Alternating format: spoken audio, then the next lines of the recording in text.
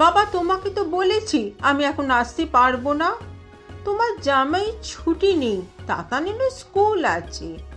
আর জানো তো, আমার বয়স্ক শ্বশুর শাশুড়ি আছেন, তাদের ছেড়ে এই মুহূর্তে যাওয়া সম্ভব না। তোমার যেদিন ডাক্তার দেখানোর ডেট, সেই দিনই যাব। এরাই তো সব মা। আর আমিও তো বয়স্ক হয়েছি, তোর বুড়ো বাপ। তোর মাও তো আমাকে ছেড়ে চলে গেল। আমি কি নিয়ে থাকবো? আমাকে কে দেখবে? কেন বাবা? তোমার ভাই বোন, ভাইপো, ভাইজি, ভাগ্নে, ভাগ্নি, কত কেউ আছে। তারা কোথায় গেল? তাদেরকে ডাকো, তোমায় দেখবে।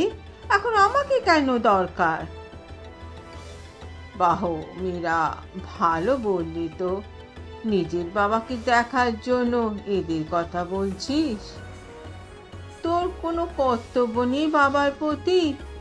এত টাকা খরচা করে তুই বিয়ে দিলাম, এখন তুই আমাকে এইগুলো বলছিস? নাকি তোর শ্বশুর বাড়ি থেকে আসতে দেয় না? দাঁড়া, আমি ওনাদের সঙ্গে ফোনকে কথা বলবো। সেটা যদি হতো বাবা, খুব ভালো হতো। কিন্তু তারা কেউ তোমার মতো না। ওদের ফালতু ফোন করে দোষারোপ করো না।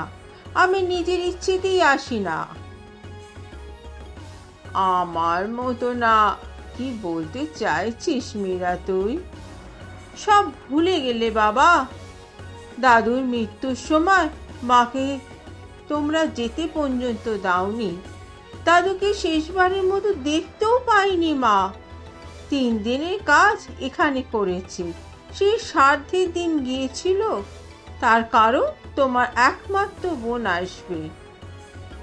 এটা বোঝোনি? সেই সময় দিদা মাকে কতটা দরকার ছিল। বাড়িতে তোমার কিন্তু আরেক ভাইয়ের বউ ছিল, তাকে কেউ কিছু বলতে পারতো না, কারণ কাকুমণি শক্ত ছিল। তাই কাকিমণিকে কেউ কিছু বলতে পারেনি, কোনো কিছুতেই জোর করতে পারেনি। আমার মাকে নরম মাটি পেয়ে তোমরা যা খুশি করেছো। আর দিদার মৃত্যুর সময় তো মাকে সাধ্যও যেতে দাওনি। তার কারণ, গিয়ে আর কি হবে, কে আছে? মীরা, থাম মা। আমার আর ভালো লাগছে না, খুব কষ্ট হচ্ছে। এত সহজে ভালো লাগছে না বাবা? ওই দিনগুলোতে আমার মায়েরও ভালো লাগেনি, কষ্ট হয়েছিল। তোমাকে পাশে পাইনি কখনো। তোমার মনে আছে বাবা, মায়ের মুখাগ্নি তুমি আমাকে করতে দাওনি, কারণ হিসেবে বলেছ মেয়েদের শ্মশানে যেতে নেই, মুখাগ্নিও করতে নেই। সেই সময় আমারও ভালো লাগেনি, খুব কষ্ট হয়েছিল। তুই মনটা এত শক্ত করে আছিস কি করে মা? যেমন করে তুমি ছিলে বাবা। আর আমার বিয়ের কথা বলছো? আমাকে এত টাকা খরচা করে বিয়ে দিয়েছো, সেই ব্যাপারে মনে আছে বাবা? মায়ের যখন ক্যান্সার ধরা পড়েছিল, তার আগে আমি অনেকবার বলেছিলাম তুমি মাকে ডাক্তার দেখাও, এই পেটে ব্যথা এমনি নয়। কিন্তু তোমার ভাইপো, সে বলেছিল ফালতু টাকা নষ্ট করা, এটা এমনিই পেটে ব্যথা। আমি কতবার বলেছিলাম ডাক্তার দেখাও, ওর কথা না শুনে সেই দিন তুমি বলেছিলে বিয়ে হয়েছে, এত টাকা দিয়ে বিয়ে দিয়েছি, এ বাড়িতে কোনো ব্যাপারে আমি যেন নাক না গলাই। শ্বশুর বাড়িটাই আমার আসল বাড়ি, এখন আমি তো সেটাই করছি।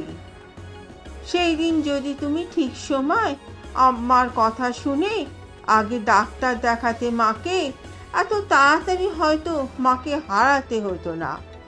সেই ভাইপোকে দিয়ে তুমি আমার মায়ের মুখাগ্নি করিয়েছ।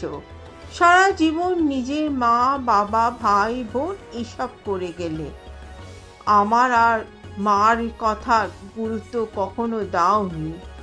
এখন তাদের দিয়ে থাকো, আমার দরকার কি? প্লিজ আমাকে দেখো না।